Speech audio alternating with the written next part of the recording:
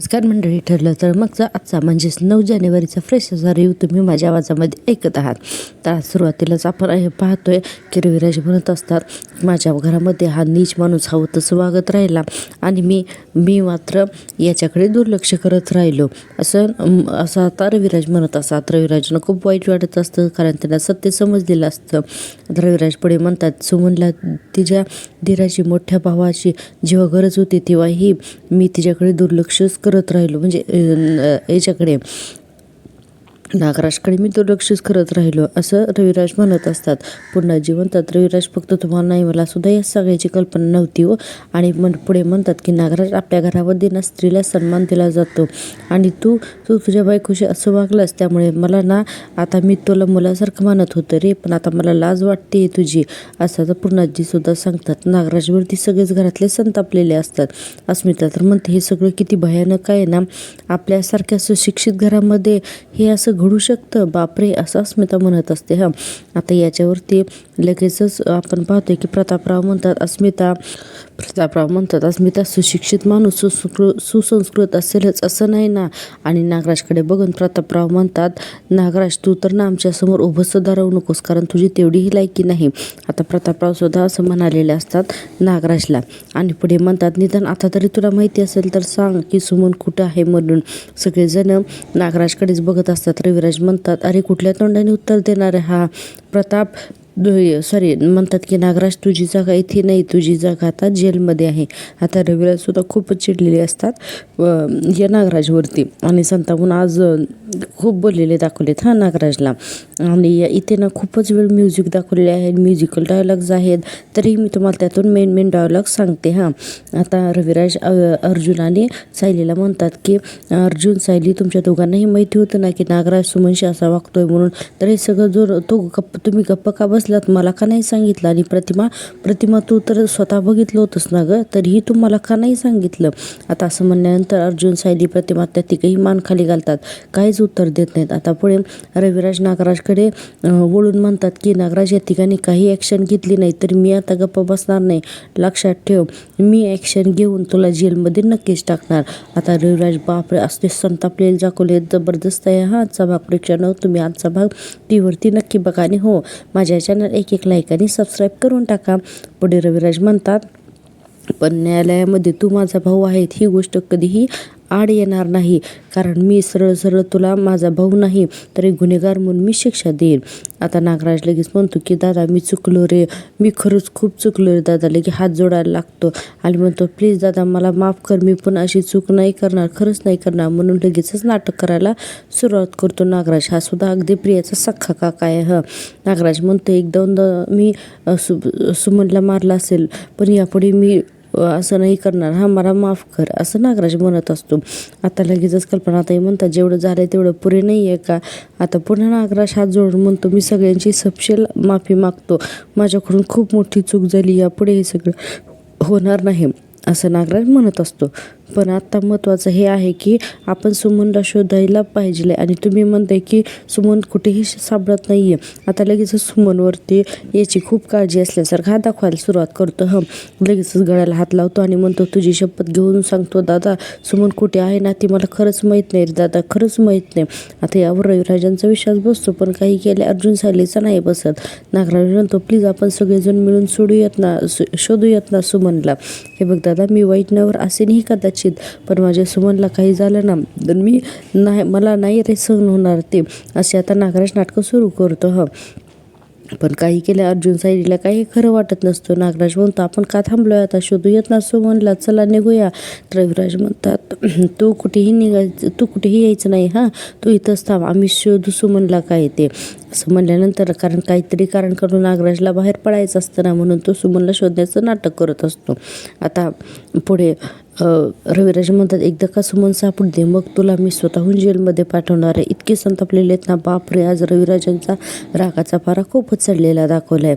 आता नागराज म्हणतो, मान्य दादा, तू काहीही कर, पण आता माझ्या सुमनला शोधूया, चल ना प्लीज.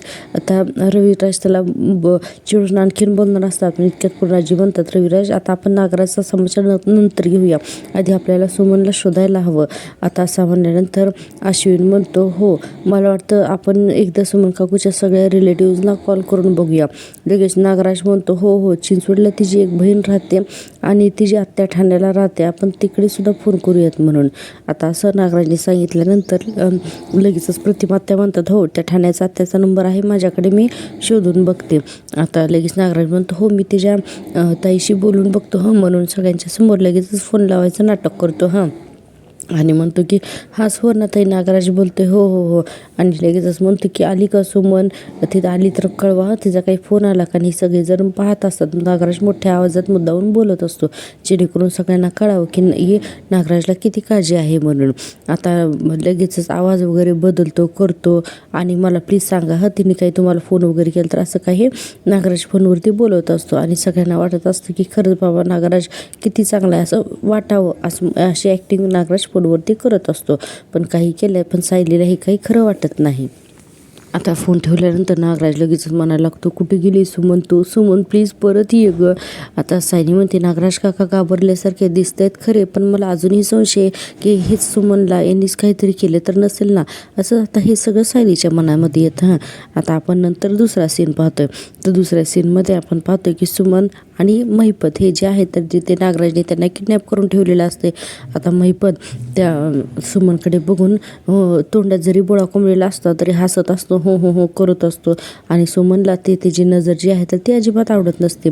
सुमन खूपच इरिटेड होते आणि ती पाठीमागे तिचे जे हात बांधलेले आहेत तर ते सोडवण्याचा प्रयत्न करत असते. आता हा बराच वेळ सीन दाखवलेला आहे की महिपत काहीतरी बोलण्याचा प्रयत्न करत असतो हो म्हणून तोंडाने आणि सुमन जे आहे तर त्याला रिस्पॉन्ड करायचा प्रयत्न करते किंवा ती तिचे दोन हात आहेत पाठीमागे ती जोरजोरात अशी हालचाल करून खूप सारे प्रयत्न करत असते हात सोडवण्याचे आणि महिपत तितक्याच पद्धतीने तिला जोरजोरात प्रतिसाद देत असतो. आता हा सगळा सीन हा तर काही म्युझिकलीच दाखवलेला, इथे काही डायलॉग नसतात कारण दोघांच्या तोंडात बोळे कोंबलेले असतात. आता रविराज म्हणतात नागराज तुला शेवटची संधी आहे, खरं सांग सुमनला तू कुठे नेऊन ठेवलंय म्हणून. आता यावरती पुन्हा सगळेजण नागराजकडे बघायला लागतात. पण नागराज म्हणतो अरे दादा तू का माझ्यावर संशय घेतोय, मला ना काही कळत नाही बाबा.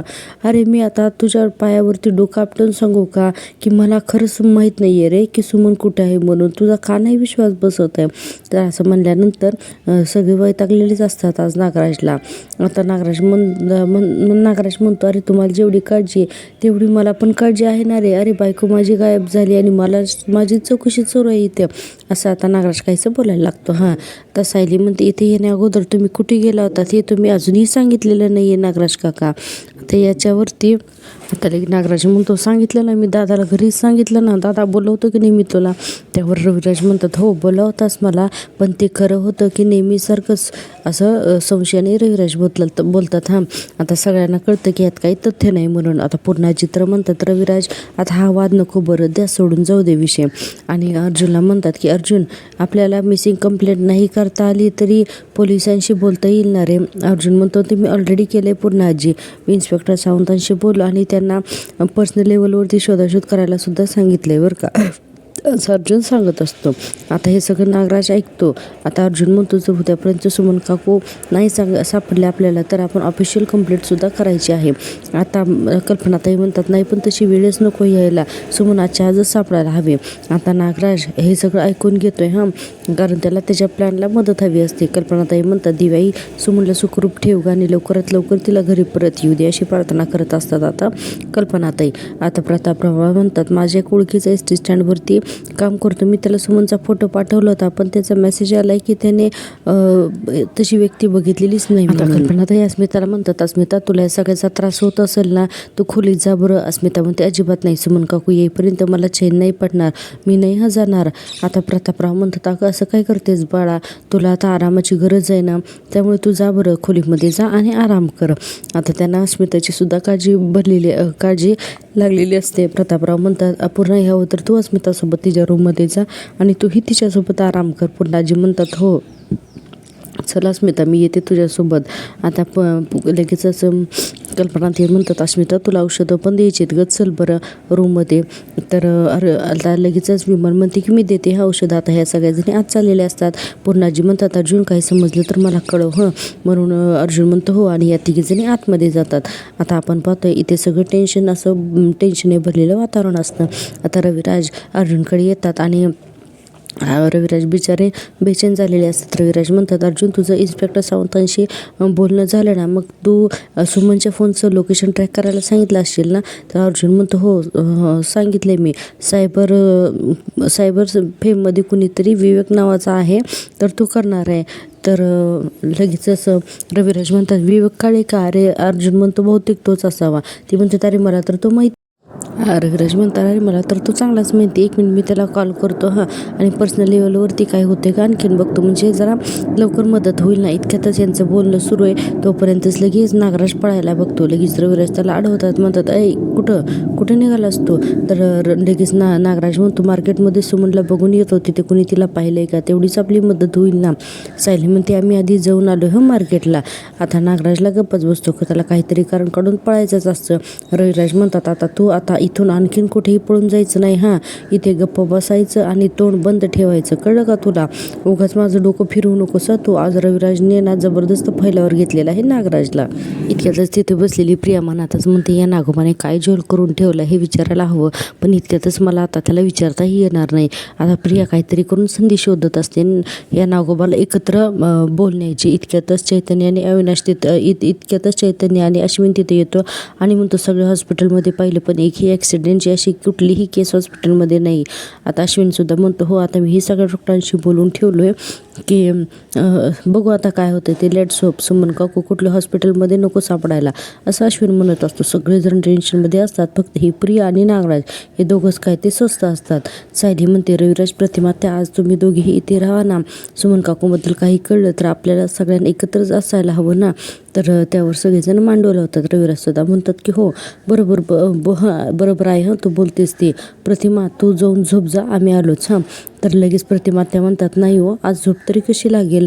आता असं म्हणल्यानंतर सगळ्यांना काळजी वाटायला लागलेली असते सुमनची. सायली म्हणते, सगळ्यांनी जागरण करून कसं चालेल, आई जावा बरं, तुम्ही सुद्धा जाऊन झोपा बरं. सुमन काकूबद्दल काही जरी कळलं ना तर अगदी मध्यरात्री का होईना पण मी तुम्हाला उठवेन आणि सगळं काही सांगेन हां. आता कल्पनाताई म्हणतात, चल प्रतिमा मी तुला गेस्ट रूममध्ये सोडते, आपण तिथेच चल बरं झोपायला, असं म्हणून आता प्रतिमा त्या काही हालत नसतात. आता लगेच कल्पनाताई म्हणतात, अगं प्रतिमा सुमन लवकरात लवकर घरी येईल, तो नको काळजी करू, हे बघ हे सगळं वाईट स्वप्न आहे असं आपण म्हणून सोडून देऊयात, ठीक आहे ना. असं म्हणून आता कल्पनाताई ये चल असं म्हणून प्रतिमा त्याला घेऊन जातात आराम करण्यासाठी. आता नागराज म्हणतो, दादा मी जरा गार्डनमध्ये आहे. सगळेजण आता संशयाने बघतात, ह्याला नक्की काय एवढं का पळायचे. नागराज म्हणतो, नाही मी कुठेही जात नाही, जस्ट पाय मोकळे करतोय, मी आहे गार्डनमध्ये. असं म्हणून नागराज आता गार्डनमध्ये जातो, कारण याला काहीतरी करून फोन करायचा असणार ना, त्यामुळे. आता प्रिया बघते की नागराज बाहेर गेलाय म्हणून, आणि आता प्रियाला काहीतरी करून संधी हवी असते नागराजला भेटण्याची. प्रिया लगेचच आजूबाजूला बघते, स्वतःला सावरते आणि पटकन तिथून उठते. आणि आता प्रिया चाललेली आहे त्या नागोबाला भेटायला, आणि तिला खात्री असते की सुमनला यानेच किडनॅप केलेला आहे म्हणून. आता आपण दुसऱ्या सीनमध्ये पाहतोय, हा जो नागोबा आहे तर तो बाहेर आलेला असतो गार्डनमध्ये, आणि तिथे येऊन बेचैन झालेला असतो आणि सिगरेट ओढत असतो. आता तो सिगरेट ओढत असतो इतक्यातच आता तिथे प्रिया येते हां, आणि पहिल्यांदा तर नागराजला एक फोन येतो. आता फोन आल्यानंतर तो फोन असतो त्या रघुचा, म्हणजेच महिपतवर ज्याच्या जो लक्ष ठेवतोय ना तो. नागराज म्हणतो, काय रे? तर रघु म्हणतो, नागराज साहेब मला महिपत साहेबांशी बोलायचं आहे. आता नागराज म्हणतो, एवढं काय महत्त्वाचं काम आहे तुझं महिपतकडे हां? तर लगेचच रघु म्हणतो, हे बघा साहेब तुम्ही सांगितलं होतं त्या एका माणसाकडे लक्ष ठेवू म्हणून, पण आता तुम्ही आणखीन एक बाई आणून ठेवली, मग पैसे डबल पाहिजेत ना. आता नागराज म्हणतो, ठीक आहे कळलं मला, देईन मी सांगेन मी महिपतला, चल ठेव फोन आता, असं म्हणून फोन ठेवून टाकतो हां. नागराज लगेच जास्त वेळ काही बोलत नाही, कारण आतला माणूस महिपत आहे हे रघुला कळेल ना. आता इतक्यातच प्रिया हे वाक्य लास्टच ऐकते आणि म्हणते, काय हो महिपतला काय सांगणार आहे, सुमनला कुठं ठेवलंय ते, आणि काका तुमच्यावर ना हे असं बिचाऱ्या नवऱ्याचं कॅरेक्टर वगैरे शोभतंय, असं स्टाईलमध्ये सिगरेट ओढताय, महिपतबद्दल बोलताय, वाव काय स्टाईलमध्ये दिसतंय हो तुम्ही, पण तुम्ही ना आज जे गांजलेल्या नवऱ्याचं कॅरेक्टर पकडलं होतं ना ते सोडू नकात हं आज. नागराज म्हणतो, तुला काय वाटतं मी एन्जॉयमेंट म्हणून ही सिगरेट पितोय का? कधी येतं टेन्शन मला, त्यामुळे मी कधी ओढतो, असं नागराज म्हणत असतो. आता प्रिया म्हणते, काका पण ही सवय खूप वाईट, तुम्हाला मरणाची एवढी घाई झाली आहे का हो? आणि पुढे म्हणते, तसंही जर किल्लेदारला कळेल ना की सुमनला तुम्ही किडनॅप केलंय तर असंही तो तुम्हाला मारून टाकणारच आहे. आता प्रिया त्याला उकसवते नागराजला आणि मुद्दाम चिडवते. आता नागराज म्हणतो मी आणि सुमनला किडनॅप, डोकं बिकं फिरलंय का काय तुझं? सायली आले. आता लगेचच प्रिया म्हणते हा प्रश्न मी त्याला विचारते ज्याने महिपतला किडनॅप केले ते. आणि पुढे म्हणते आणि पण नाही काही गंमत आहे ना की महिपत तुमच्या विरोधात तोंड उघडू शकतो म्हणून तुम्ही त्याला बांधून ठेवलं. पण सुमनचं काय? पण तुमच्या बायकोने असं काय केलंय की तुम्ही तिला गायबच करून टाकलं? असं प्रिया नागराजला विचारते. आता नागराज म्हणतो मी सुमनला काहीही केलेलं नाही आहे, कळलं का तुला प्रिया? आता प्रिया लगे हसायला लागते. नागराज म्हणत असतो गप्प बस आणि प्रिया हसते आणि म्हणते काका तुमची ही ॲक्टिंग आहे ना कधीच किल्लेदारच्या समोर उघडी पडली आहे. मगाशी बघितलं ना मगाशी तुमचा चेहरा कसा भिजलेल्या कोकरासारखा झाला होता. तुम्हाला खरंच वाटतं का काका की हा तुमचा अभिनय माझ्यावरती चालेल म्हणून? खरंच वाटतं? आता नागराज इतका चिडत असतोय ना, प्रिया म्हणते पटकन सांगून टाका. आता प्रियाला सुमनला कुठे ठेवले ते? तुम्ही तिचा खून वगैरे तर नाही ना केलेला? आता नागराज तिचा गळाच पकडतो ना आणि म्हणतो प्रिया मला नांदायचं नाही प्रिया, आणि या सगळ्याला मी पुरून उरतोय आणि तुला अडकून ठेवी ना असं नागराज म्हणत असतो तिचा गळा पकडून. लगे प्रिया म्हणते मला अडकवणार तुम्ही? मला काय अडकवणार? तुमच्या आणि महिपतच्या सगळ्या कारस्थानाची लिस्ट वाचून दाखवीन मी सगळ्यांच्या समोर, तुम्ही मला नाही अडकवू शकत. आता प्रिया त्याला धमकी देते आणि पुढे म्हणते ठीक आहे तुम्ही सुमनचं काय केलं ते नका सांगू, पण एकमेकांना धमकवण्यापेक्षा एकमेकांची साथ दिलीत ना तर ते दोघांचेही भल्याच आहे असं प्रिया आता नागराजला म्हणते. कळलं का? म्हणून आता आणि तिथून प्रिया निघून जाते. कारण महिपतला ती नागराजला तिनं ओळखलेलं असतं की यानं सुमनला काहीतरी केलंय म्हणून. आता आपण पाहतोय की प्रिया तिथून गेल्यानंतर नागराज सुमनचा फोन हातात घेतो आणि म्हणतो सुमनचा फोन तर मी कधी स्विच ऑफ केलाय, पण दादा म्हणतोय याचं लोकेशन शोधणार. आता काय करू मी? मला तर काही कळलं नसं झालं असं नागराज मनामध्ये विचार करत असतो. आता इतक्यातच दाखवलेला आहे दुसरा सीन, म्हणजे सकाळ झालेली असते आणि सुभेदारांच्या घरामध्ये रविराज म्हणत असतात रात्रभर सुमनचा काही पत्ता लागला नाही. आता सकाळ झाली रे अर्जुन, आणि त्या विवेक काळीचाही कॉल नाही आहे. आता कसं काय करायचं हे रविराजनं सुचत नाही. अर्जुन म्हणतो आपण थोड्या वाट बघूया नाही तर मी स्वतः सायबर क्राईमला फोन करतो. आता लगेचच रविराज म्हणतात सुमनचं फोन लोकेशन जरी मिळालं ना तर आपण लगेचच तिकडे जायला निघूयात. आता असं म्हणत असतात रविराज. आता अर्जुन त्यांना समजवण्यासाठी येतो आणि म्हणतो सिनियर मी काय म्हणतो? अर्जुन म्हणतो सिनियर ऐक ना मी काय म्हणतोय ना की लोकेशन सापडलं ना आपल्याला की मी जातो त्या लोकेशनवरती. म्हणजे मला काय वाटतं की माझ्यासोबत इन्स्पेक्टर सावंतसुद्धा असतील, कारण कालपासून ना तुझी खूप दगदग झाली आहे रे. आणि बघ ना प्रतिमा त्यासुद्धा किती टेन्शनमध्ये. त्यामुळे प्लीज माझं ऐका, तुम्ही दोघेही घरी जावा, माझ्या फोनची वाट बघा. सुमन काकू सापडल्या की मी लगेचच तुम्हाला फोन करतो. आता रविराज म्हणतात की नाही रे, नाही मला काल रात्रभर चैन नाही रे सुमन सापडेपर्यंत. आता मला खूप अपराधी वाटतंय रे. माझा सख्खा भाऊ त्याच्या बायकोला म्हणजे माझ्या वहिनीला घरामध्ये मारत होता, मारहाण करत होता आणि मला ना तिच्या शरीराच्या जखमा दिसल्या ना मनावरच्या, असं रविराज म्हणत असतात. आणि रविराज स्वतःला खूप अपराधी समजत असतात आणि अक्षरशः आता तर ते रडायला लागतात. अर्जुन म्हणतो मला समजतंय सिनियर, पण तू एक गोष्ट लक्षात घे की तिकडे घरी कोणीच नसेल आणि जर का सुमन काकू तिथे आल्या तर आणि किंवा मदतीसाठी कॉन्टॅक्ट करण्याचा त्यांनी प्रयत्न केला तर कुणीतरी घरी हवं ना, किंवा कोणाला तर त्यांनी तिकडचा पत्ता देऊन पाठवलं तर तिथं जर कोणीच नसेल तर आपल्याला कसं कळणार आहे सुमन काकूबद्दल सगळं काही. तर आता लगे रविराज म्हणतात प्रतिमा थांबेल ना रे घरी. तर लगेचच लगे अर्जुन म्हणतात हे जर सगळं महिपतने केलं असेल तर प्रतिमा त्या घरी एकटी सेफ नाही आहे सिनियर, आणि ती तिथे एकटी आहे या विचाराने तू आणखीन स्ट्रेसमध्ये येशील. त्यामुळे प्लीज तू काय कर की तू आणि प्रतिमा तुम्ही दोघांनीही घरी जा, मी तुम्हाला अपडेट देत राहीन. बरं एक काम करू का, मी सायलीला माझ्यासोबत घेऊन जातो, म्हणजे मी जरी विसरलं तरी ती तुम्हाला अपडेट देईल, ठीक आहे? असं आता अर्जुन रविराजांना सांगत असतो. रविराजसुद्धा म्हणतात की ठीक आहे तू म्हणतोय तर चालेल, मी आणि प्रतिमा दोघेही घरी जातो. कारण काय ना की एकदाच घरी गेलं म्हणजे थोडंसं डोकं तरी शांत राहील. तर अर्जुन म्हणतो ठीक आहे, आता फक्त थोड्या वेळाचा प्रश्न आहे. आता लोकेशन सापडलं ना की तिथे जाऊन मी स्वतः सुमन काकूंना घरी घेऊन येईल. आता रविराज त्याला हो म्हणतात. आणि आपण पाहतोय सायली म्हणत असते नाश्त्याला पोहे करूयात विमलताई, मी कांदा चिरायला घेते, तुम्ही पोहे भिजवा. इतक्यातच तिथे पूर्णाजी येतात आणि म्हणतात की सायली अगं सुमनचं काही कळालं का गं? तर सायली म्हणते नाही हो, आम्ही रात्रभर स्टडीमध्येच बसून होतो. आता पूर्णाजी म्हणतात आणि लगेच तो कामाला लागली.